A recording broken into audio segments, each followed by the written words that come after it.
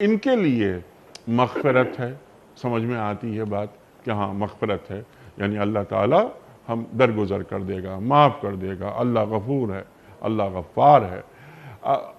اجر کبیر، یہ بڑا اجر ہے۔ بڑا اجر یہ دنیا میں ہے یا قیامت کے دن؟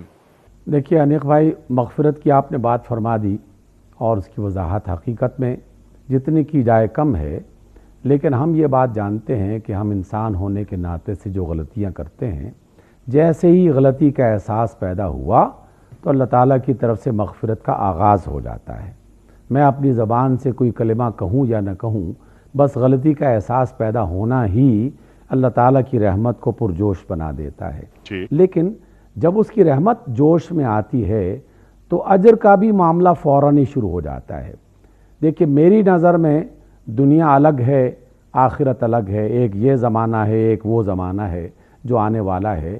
اللہ کی نظر میں یہ دونوں ایک ہی ہیں، اس اعتبار سے اس کے اجر کا آغاز یہیں سے ہو جاتا ہے۔